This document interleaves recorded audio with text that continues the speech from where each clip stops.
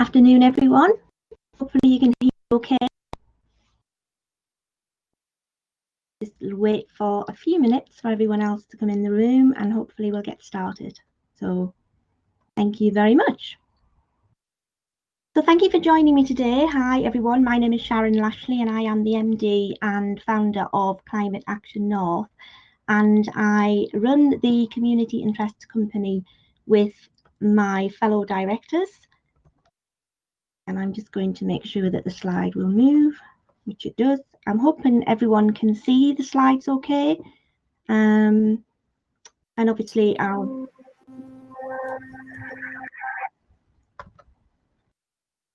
Yeah, sorry, I'm just looking at the public chat to make sure. Yes, everyone can hear me fine, thank you. Yeah, so yes, I run Climate Action North with our other two directors, Jennifer Claire Upson and Julie Harrison.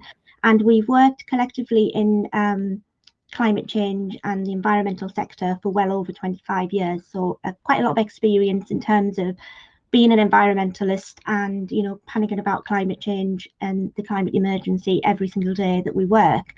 We're also experienced business owners, all of us. So we have an extensive network as well, a business network, which enables us to really sort of run the organisation that we set up in 2017 on corporate sponsorships alone. So we're actually quite unique in that we are only funded by corporate money at the moment, and we don't actually have any funding from anyone.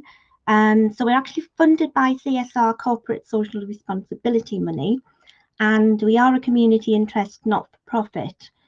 We're also members of the Social Enterprise UK quality standards, so we are actually driven quite a lot by you know, what they need us to do as well. So we work with quite a lot of people actually. Along the top of the slide there are our sponsors, our main sponsors at the moment. So they tend to regularly fund us to be able to deliver a lot of the activities and events and awareness raising that we need to do to get that climate action message out there. So we're really set up to deliver action on climate change and in the climate emergency. And we work with a lot of people. You can see a lot of people on there. You know, we've worked with people like the wildlife trusts in the past. We still are working with some of the wildlife trusts in the region.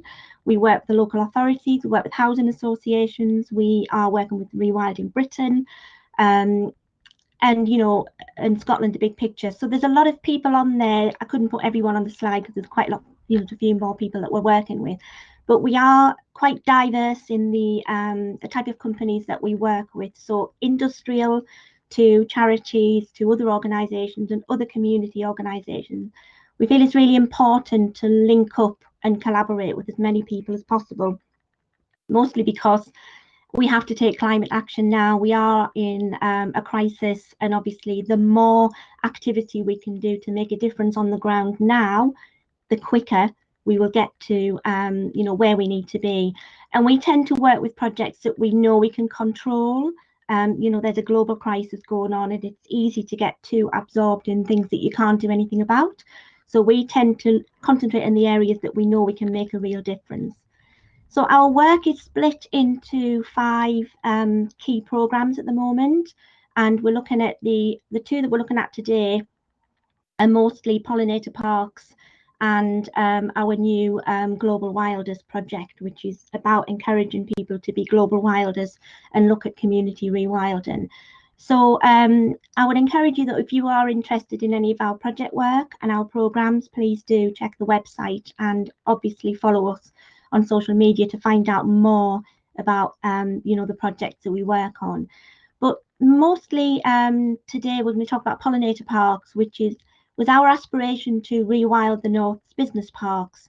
We see a lot of business parks that are predominantly concrete buildings, a little bit of landscaping, but very rarely anywhere for nature and biodiversity to thrive. There's nothing there in some business parks, and it's very, very sterile, I suppose, as an environment. So we had this idea to how could we rewild the North's business parks and make them a bit more biodiversity friendly, and could we create little small pollinator areas and mini meadows for for bees and butterflies and hoverflies and all of the other insects to actually land and have a pollination function. So then we looked at how we could do that, and I'm going to tell you a little bit about that in a second. And the Global Wilders Project, we've literally just launched a press release and a blog today about the actual programme, which is all about giving businesses, schools and communities an opportunity to get involved in being a global wilder. So whilst you are thinking globally, you're able to act locally. So it's about making a difference in your own environment, in your own community, and again in an area that you can influence without having restrictions to what you need to do. So there are a number of projects in amongst the Global Wilders programme, which is all about people, places, plants and animals. So you can pick projects that will help you develop an activity around those key areas. And that could be anything from, looking at energy efficiency, a bit like building on the eco skills, and other things like beach carers, carbon keepers, litter picks, global footprinting, and anything to do with footprint of some kind, so water footprinting and ecological footprinting. So we're going to be looking at things like that on the Global Wilders programme to look at rewilding. I won't go into too much detail about the WATA project, which is Weir and Tees Action for Rivers, because we're launching that officially at the end of this year, and speaking to people that looking after the rivers. And we are based at the River Weir in Sunderland, so we are actually working on a project that will take direct action for climate change and mostly to do with plastic pollution on the water that we see. But it was interesting to see what Craig was saying yesterday, Craig Bennett and the other speakers, about the seagrass stuff and working on mudflats and being able to look at a diverse range of habitat. We are actually going to be linking with a lot of people to do some work in the mudflats on the Weir as well. So that is coming soon, and that's something we'll be working on. And the Business Action Toolkit is all about giving businesses and communities a toolkit to test their resilience in the climate emergency. So it will be all about assessing the way that a business runs and whether they can make any changes to be more resilient in the changing climate, and also to take relevant action. So and the final project that we're working on is to do with One Small Change. Now we have an event taking place on the 27th of November, which will be encouraging people to take one small change to make a difference. So we will share some details of that event as well, and people are more than welcome to join us to take part in that. On the next slide. So we've, over the last 3 years, I think, since 2017 when we set up, we've been really trying to champion the word rewilding and in what it means for very different, it means a lot of things for different people. And, at the top end of the scale, you've got the purist rewilding, which is all about, lynx, bears and wolves and changing the ecosystem and restoring ecosystems back to where they would have been. But that's purist rewilding, I call it. What we are looking at is how we can translate that rewilding into something we can all recognise, and even businesses can take part in as well. So we ran an event with Chris Packham to about 120 businesses, and that was actually that went really well because businesses started getting used to the term rewilding and what it meant for them and how they could get involved and support bigger, larger rewilding projects in the region. We have some in our region already. So we tended to champion events, I suppose, and we had lots of people come along to our events and we were raising awareness of the word. So then we looked at a further event just in 2019 about rewilding as a solution for climate change. And we listened again to Craig yesterday talking about the report that had come out for 30% of restoring Britain, wildlife habitats across 30% of Britain could potentially save a fifth of the species. And that was from a report that was written, what came out from Rewilding Britain as well, about how they saw that as one of the solutions for climate change. So we ran an event about how we thought that could influence what we were doing on a daily basis, you know, looking at nature-based solutions and climate change solutions and being more climate resilient. So we ran an event with that, had a lot of speakers and a lot of interest again about how we could take forward some measures, which we did. And a lot of that was a lot of networking to take forward as well. The Global Wilders is going to be our new sort of project program, I suppose you could call it, around lots of different subject areas. And we've been majoring quite a lot on the UN Sustainable Development Goals as well. So we will be introducing projects that will be addressing the UN SDGs and, you know, how we can get activities running to be able to do that. And then we've got, I'm just going to rush through some of the slides because I'm looking at the time as well and aware that we have to be finishing on a certain time as well. So Rewilding the North Business Parks was very much about launching a project at the Sunderland North East Business Innovation Centre, which is now actually, I'm pleased to say, is on the B-Lines map as well for BugLife, because we created a mini meadow and planted in an area behind one of the buildings. We were given that area, we were given volunteers money and the land to be able to create this pollinator park, which consisted of a mini meadow with, you know, planting up some plants, looking at British native wildflowers, assessing what was already there, being sure not to encroach on what was already there. And we had a no mow approach. We just said to the businesses and the maintenance teams, you know, please don't mow. Let's stand back a little bit and let's see what happens just by not doing anything. So within about 3 to 6 months, we had bee orchids appearing in this little mini meadow, and we had clover, dandelion, all of the necessary pollinator, you know, friendly plants, and also some, you know, the orchids that came up, loads and loads of grasses. And I think we've just left it to see what happened. And then we did that essential bit of maintenance, and then we're going to see what happens next year. So as a test pilot site, it went really, really well. And that helped us then move on to, you know, where we could look at other business parks and improve the connectivity. And the whole idea is to connect the business parks across the region and get as many of these pollinator parks in place so that we can make a difference. So you can see the slides on the left was pretty bare grassland. There was not really a lot happening there. So when we told them not to mow, that was what we got on the right hand side. And we did some supplementary planting and pollinator areas. So from a community rewilding perspective, we brought it back to you know, myself and other people working in business parks, for example, and how could they benefit from, you know, the pollinator park that we put in place. And we did see some health and well-being benefits as well. People said to us that they felt better when they went out to see what was actually growing and what was happening with the plants. So we're going to be moving on to more business parks and golf clubs. We, you know, watch the space for golf clubs coming as well.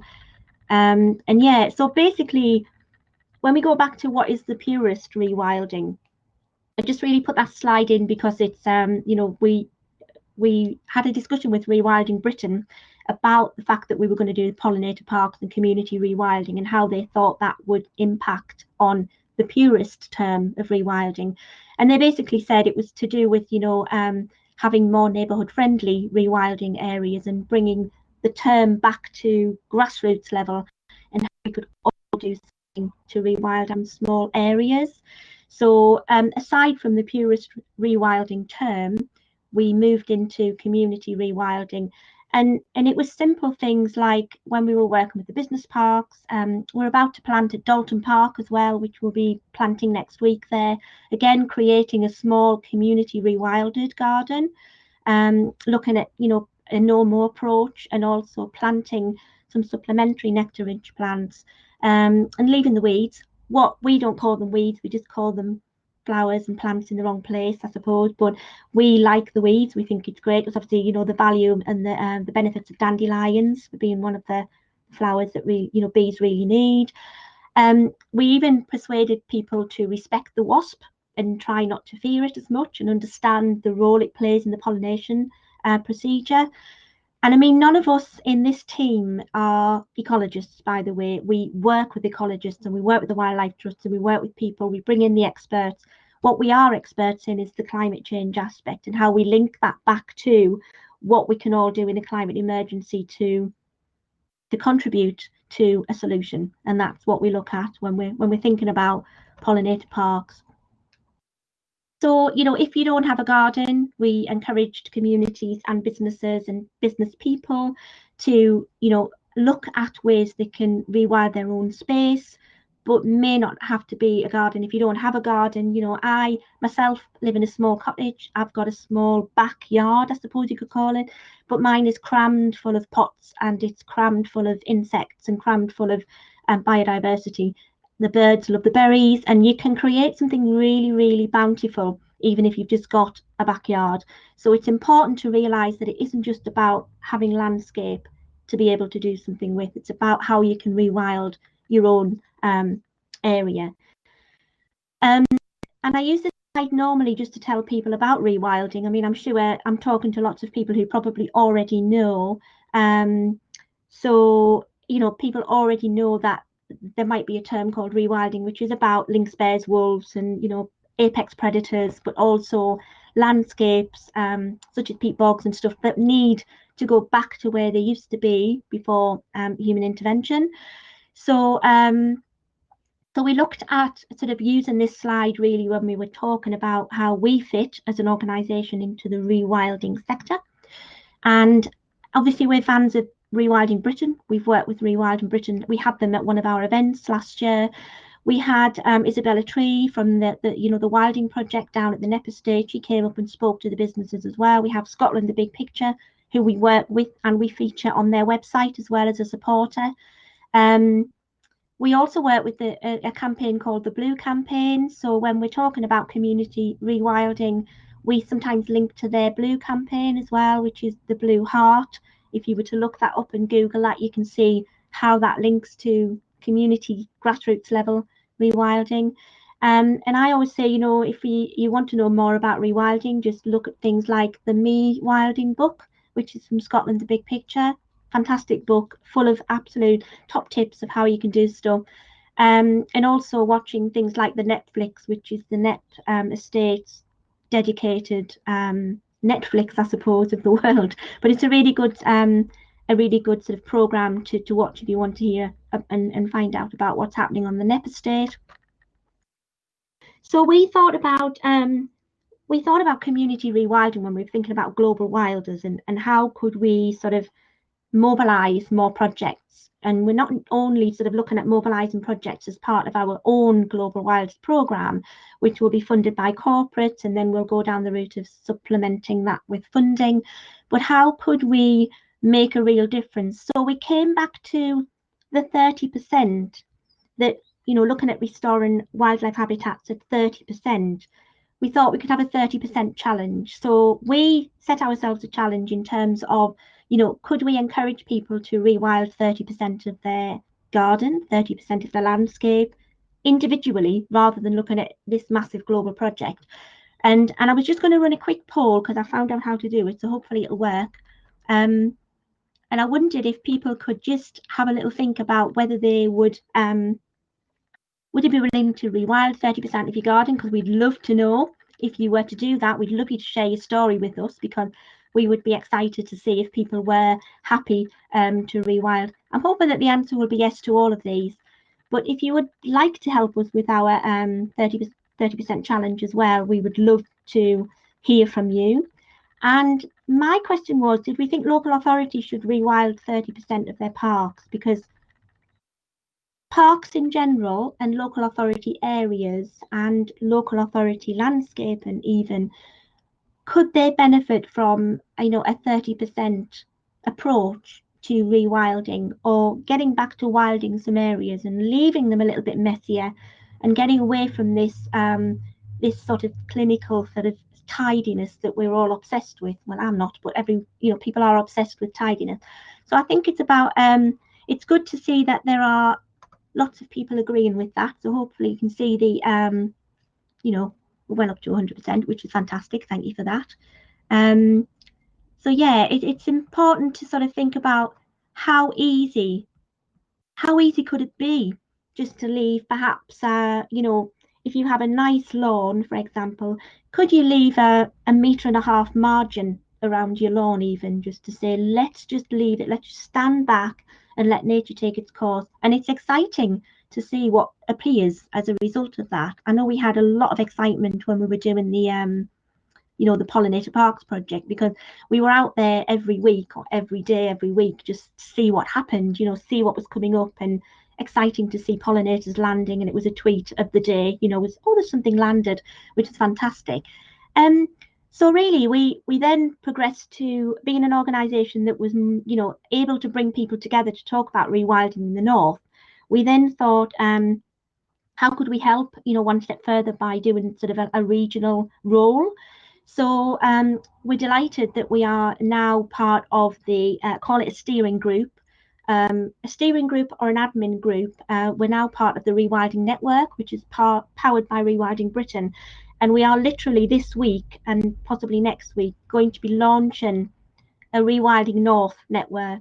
So the Rewilding North network will be a regional network of projects and groups. We obviously have we have projects like the Wildwood with Northumberland Wildlife Trust, which we are affiliated with. We work with Northumberland Wildlife Trust on that big project. So we have big large scale projects, and then we have smaller rewilded showcasing projects similar to Pollinator Parks. So we want to hear from people. We will be setting up the network, and we will be pulling together and coordinating a lot of stories, a lot of projects, a lot of case studies. We'll be working with key partners within the stakeholder group, and we will also be looking for people to come forward to help us run this network.